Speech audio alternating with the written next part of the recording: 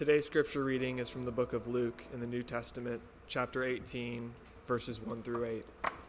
Then Jesus told his disciples a parable to show them that they should always pray and not give up. He said, in a certain town there was a judge who neither feared God nor cared what people thought. And there was a widow in that town who kept coming to him with the plea, "Grant me justice against my adversary." For some time he refused, but finally he said to himself, even though I don't fear God or care what people think, yet because this widow keeps bothering me, I will see that she gets justice so that she won't eventually come and attack me. And the Lord said, listen to what the unjust judge says. And will not God bring about justice for his chosen ones who cry out to him day and night? Will he keep putting them off? I tell you, he will see that they get justice, and quickly. However, when the Son of Man comes, will he find faith on earth? This is God's word. I think I heard a few of you chuckle in that little part where she keeps bothering him. And then he says he feels like she's going to attack him. It's actually a really important part of the story. So if you were chuckling, then you're on to something. This parable makes me think of two people, and unfortunately, both of them are men, even though the clear heroine in the parable is a widow, a woman. The first person is a man, a seminary professor of mine named Richard Pratt. Richard was not a typical seminary professor. One, he would let us call him Richard. He would begin and end each class in prayer, which was fairly normal. Most professors at least began in prayer. He also ended in prayer. But taking multiple classes with him, there was something about him when he prayed that was startling. It was different. There was an intimacy, a relational dynamic to his prayers that often left you saying at the end of them, wow, he just really prayed. He would pray with his eyes open. He has a book called Pray with Your Eyes Open. And if you asked him, he would say, well, don't close them. You might miss what God's doing. So the parable makes me think of Richard. He would also end every class after he would pray. He would say, hey, don't give up. And he'd pack up his bags, and that was it. He did it almost at the end of every class. Hey, don't forget. Don't ever give up. Now, initially, in the first class we were taking from him, it was like, man, the final is going to really be tough. Now, having been married over 20 years, having been a parent for over 17 years, having been in ministry for almost 15 years, I get better what he was saying. Some of you may be here and you're that close to giving up. You've cried out to God again and again and again to take a struggle away from you. To help, please help me. And it doesn't seem like he is, at least not in the way you envision it. Don't give up. Don't give up. Jesus gets that. That's why he tells this parable, that we should always pray and never give up. That's the first person, Richard. Second person this parable makes me think of is a man named Reginald Moore. He's actually been in the news lately. He's from Sugar Land. On July 18th, both the New York Times and the Washington Post ran separate articles that told his story. It's really a modern-day version of this parable. He acts the part of the persistent widow. He's a volunteer guardian of the old Imperial Sugar Farm Cemetery in Sugar Land, Imperial Sugar that you still see in the grocery stores today.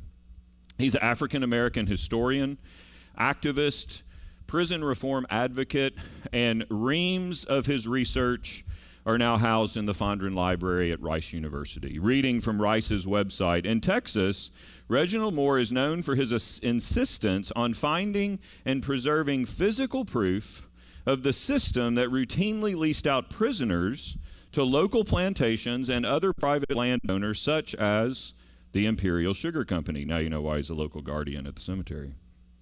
Where they worked under horrendous conditions, sometimes to death. After slavery ended, and this is only something that I have recently learned about in the history of our country, particularly in the South, forced labor was still legal if the person was convicted of a crime. If you've seen the documentary 13th, this is the underbelly of the 13th Amendment. Therefore, trumped-up charges would often feed African Americans into post-Civil War prison system where they could then be leased out as convict labor. The Rice website says convict leasing was essentially legalized slavery in a post-Civil War nation. This past April, the remains of 95 people were discovered in an unmarked grave in Sugar Land on the property of the Imperial Sugar Company, on land that used to be known as the Imperial State Prison Farm. Imperial Sugar plays the role of the unjust judge, and also the state of Texas. Sorry to start in such kind of a dark place, but any works of justice begin in a dark place. Reading from the Washington Post, and the graves were found by accident. Fort Bend Independent School District began construction on a new school at the former prison site in October. They decided to hire an archaeologist to supervise the work after Reginald Moore warned them of the possible burial grounds. He's been trying to prove this for years. He says later in the story, I've done everything but stick a shovel in the dirt myself. And there, while a backhoe operator was moving earth, he saw what appeared to be a human bone jutting out of the ground. The archaeologist was called to the scene. He assembled more archaeologists, and the bones are more than likely African American laborers who worked as part of the so-called convict lease system, in which the state of Texas outsourced prisoners to work and live on plantations. Reading again from New York Times, researchers estimated that the cemetery, which was on the plantation's grounds, was used from 1870 to 1912. During which time 60% of prisoners in Texas were black.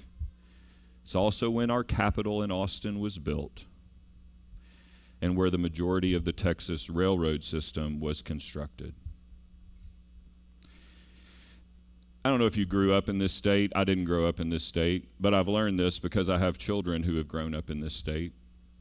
There's one thing you can guarantee that your child is going to take in the school system of Texas, whether it's public or private: Texas history.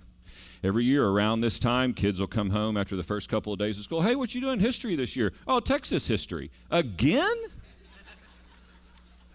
Like, how many times are we going to talk about the Alamo? Have you ever gone to the Alamo?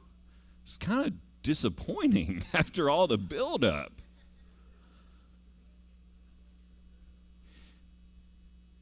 Reginald Moore is now wondering, will this story be told in Texas history? When I went out there and saw those bodies, I felt so elated that they would finally get their justice. It was so overwhelming for me, I almost fainted. For 19 years, he's been trying to prove this. 19 years. Until a backhoe operator saw what appeared to be a bone jutting out of the ground. The last phrase in the article in the Post, Moore says, I just felt like I had to be a voice for the voiceless.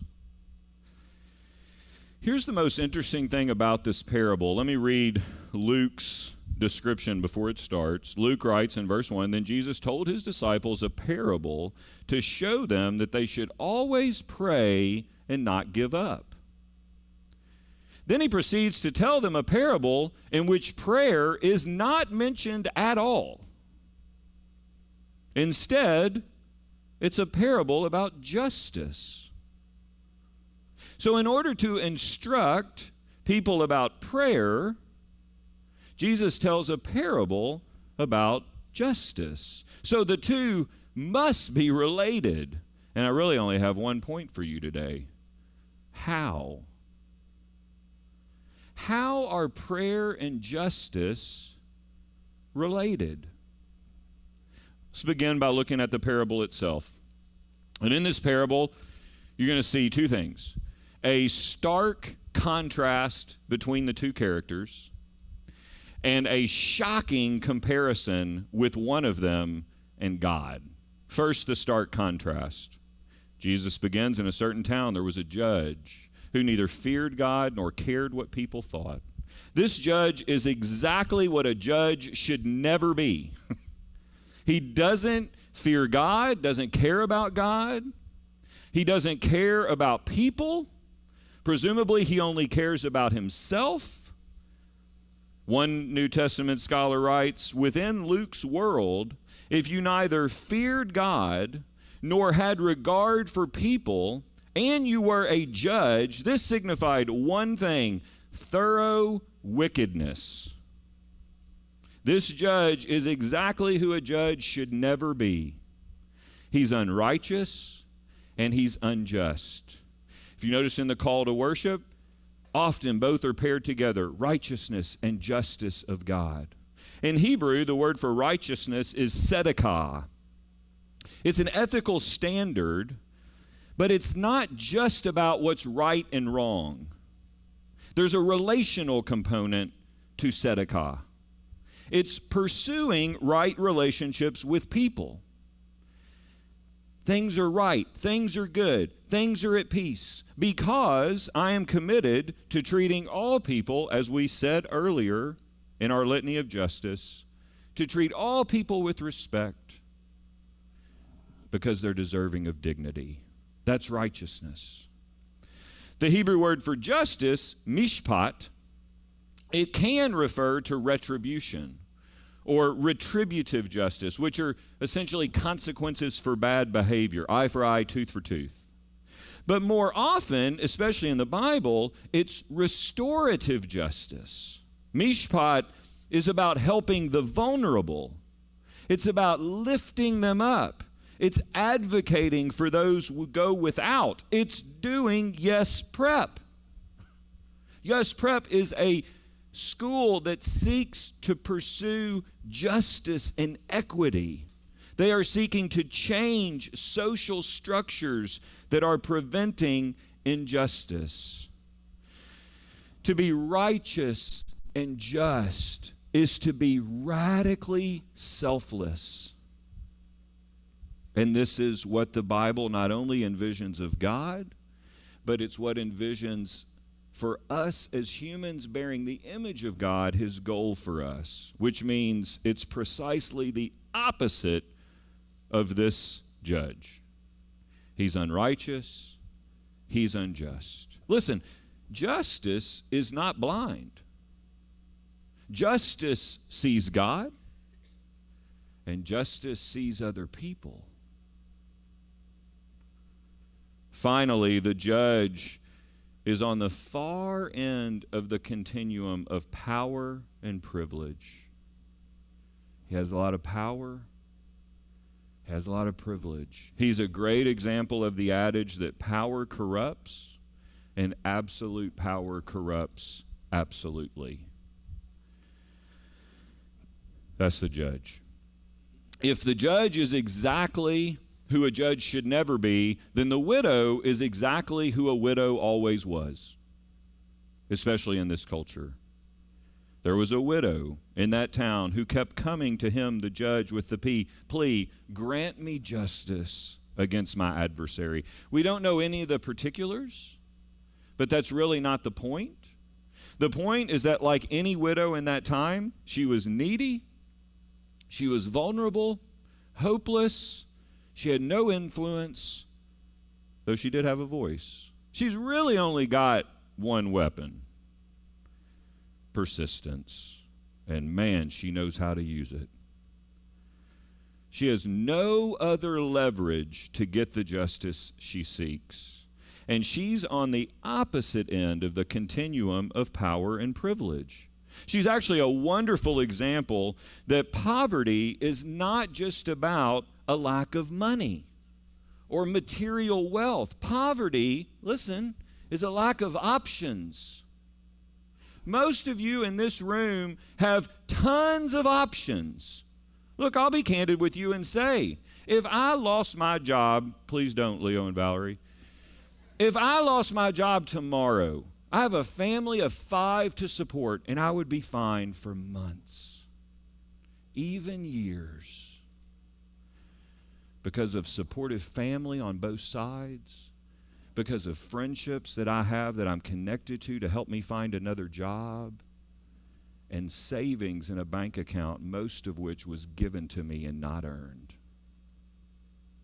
Poverty is a lack of options.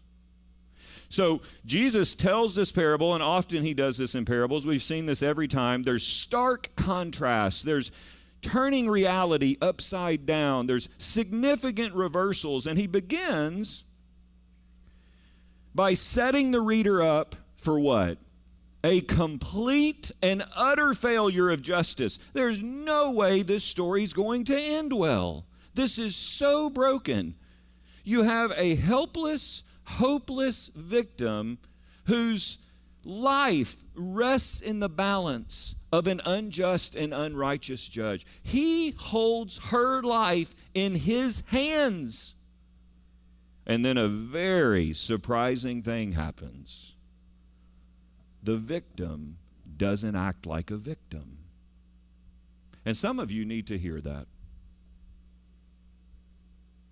Some of you have been victimized, and I don't pretend to understand at all the depth of the pain that some of you have experienced or even are experiencing because you are a victim of abuse, of injustice, of any innumerable things that are horrific and tragic and awful. You have next to no options, but it doesn't mean you have to act like a victim. She doesn't. She's got one weapon. She's got one solitary weapon at her disposal. It's called persistence. And man, she knows how to fire that gun. Jesus says, for some time he refused. She just keeps coming. She just keeps coming.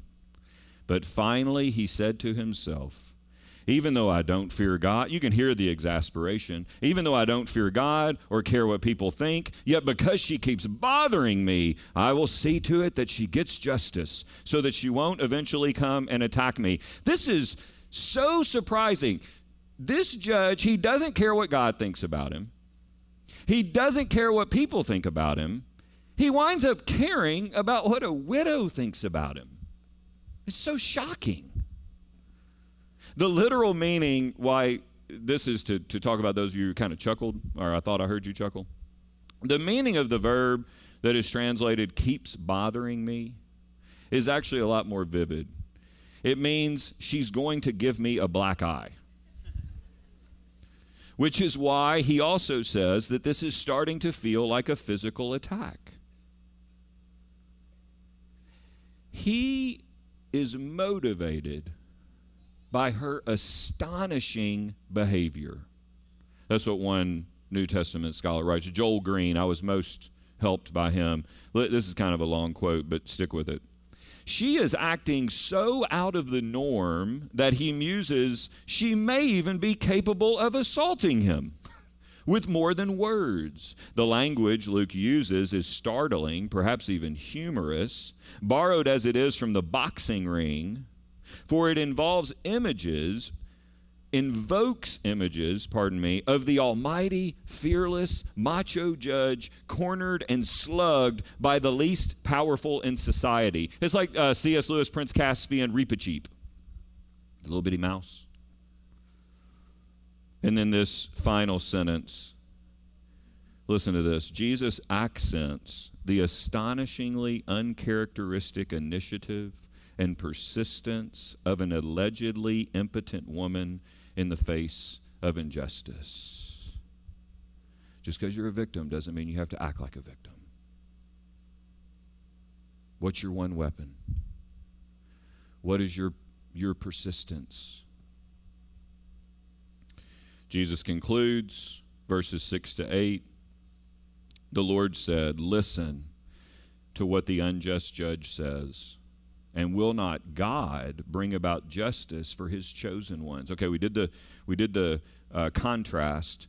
Now the stark contrast. Now the shocking comparison. The shocking comparison is that Jesus compares God to the unjust judge.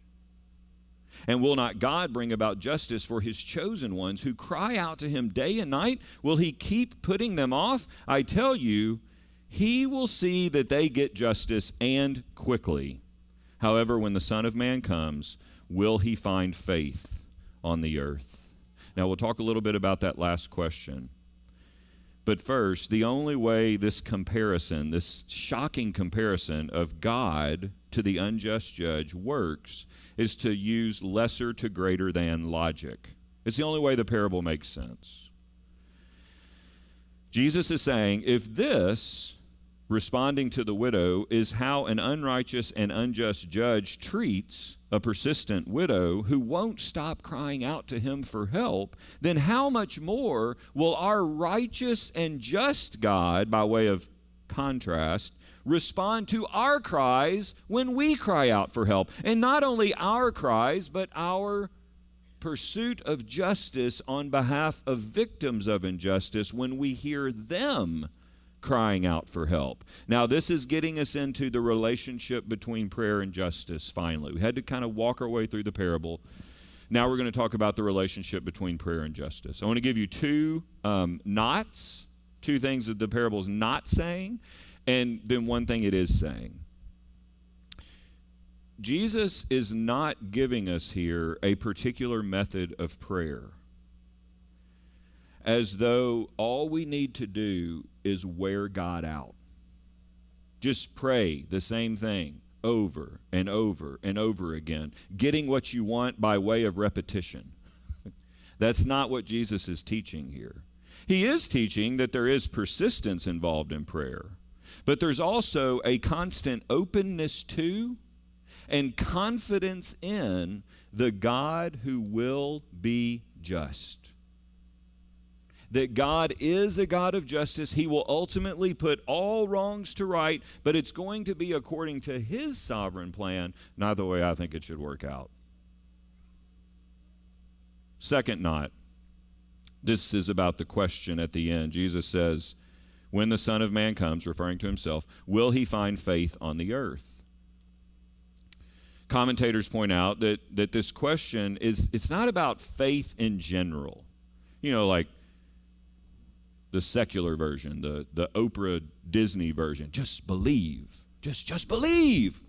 In what? In me? Okay, that doesn't seem to work. It's not faith in general. Be careful here. It's also not faith in Jesus per se. But instead, it has to refer back to the faith of the widow. She has incredible faith. Faith in what? Faith in justice. It's a faith unto justice that Jesus is asking, when I return, will I find that? Now, make no mistake, hear me. He just said it wasn't about faith in Jesus. No, faith unto justice is synonymous with faith in Jesus, but it's only because Jesus will ultimately enact the justice when he returns that he promises the Father will give. Does that make sense? He is the bringer of justice. So yes, the faith is in Jesus, but you can't separate faith in Jesus from pursuing justice. Now, some of you may disagree. I'm so sick of this constant talking about social justice. John Stott, Anglican pastor who passed a few years ago, said Jesus is just as interested in justice as he is in justification. Jesus is just as interested in justice as he is in justification. So this is what this parable, that was the two knots. Now here's the is. Here's what the parable's asking us to see. That there is a very intimate, entwined relationship between prayer and justice. Just look at the very end, where God's people cry out to him day and night for what? Health, wealth, prosperity? No. Justice. What God's people cry out to him day and night for, and what Jesus promises at the end of this parable that God will give, even though, and this shows how Jesus is so in tune to where we are and who we are as human beings. He says, even though I know it's going to feel like he's putting you off. Do you ever feel like that? I met with a dear brother in our church this week, and I say, hey, describe what your relationship with God feels like right now. And he said, I just feel disregarded. Do you feel ignored? Do you feel disregarded? Do you feel like God is putting you off? You know who understands that? Jesus. You know who experienced that in ways you'll never experience it? Jesus. He gets it. And what he promises here at the end is that God's people will cry out to him day and night for, he will give it. He promises God will give it, even though it may feel like he is putting you off. And what is it that he will give? Well, I'll tell you what it's not. It's not what most people pray for at church prayer meetings, except for Judy's prayer. Judy did a great job. Because what was her prayer about? Justice. You did a great job in the litany of justice. Think about it. This is challenging. It challenges me. What or who do you pray for about? And is it ever connected to justice? And do you persist? It took 19 years for Reginald Moore. I'm sure he prayed, Lord, help me find evidence that this happened. He filled file folder after file folder, stuffed banker box after banker box. They're all housed at Rice University. You can go flip through them for years. And then a human bone jutted up out of the ground, and a backhoe operator saw it, and he didn't just see it, he told an archaeologist about it. Surprising, accidental discovery. Shocking. Justice always is. It's shocking. 4 quick ways. Just think litany. It'll be that fast. Dig a little deeper on the relationship between prayer and justice. Persistent prayer and the pursuit of justice, they both reflect a deep, deep longing in every human heart for things to change, for things that are broken to be repaired, for God to make right wrongs, for God to right wrongs. My mistake. Now you may say to me, I'm all about pursuing justice, but I'm never going to pray. Sure you do. It's like that joke, irreligious are so excited that prayer got outlawed in schools. My prayer will always be in schools, like a couple minutes before every exam. You can't outlaw that. And for those who no, the work of the church needs to be to pray. We don't need to pursue justice, we need to pray. Some version of the spirituality of the church that existed in Southern Presbyterian churches during segregation. Sounds real pleasant. Spirituality of the church is really bad theology. Pursuing justice, this is the second point. Third point, is that they work hand in hand. So prayer and justice both reflect a deep longing of our heart. You can't really have a heart for one without having a heart for the other. Whether you realize it or not, you have a heart for both. And then third, they work hand in hand. God calls us in this parable to be persistent in prayer, to pray. But the parable is also not directly about prayer. It's about justice. What is Jesus doing? I think this is what he's doing. He's saying, pray, but don't just pray. Pray, but don't just pray. Pursue the justice you're praying for. Gandhi put it this way, right? If you want things to change, be the change that you wish to see. Some of you this is me, you're more active. You're more likely to get out there and work and pursue justice than to ever go pray. I'm like that. I ready fire and then I aim way over here. Others of you are ready, aim. Ready, aim. Ready, aim. And you never shoot. Fire. Do something. Pray. But don't just pray. What is prayer? Prayer is speaking to God, and it's asking him to act. God, act according to your good character. Act on your promises. Do something. This is so broken. That's what prayer is. What is justice?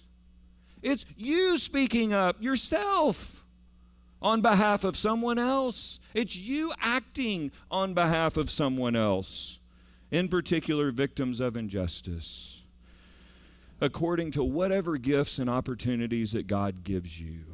Prayer and justice absolutely go hand in hand. They are so intimately, struggling a little bit today, intimately related.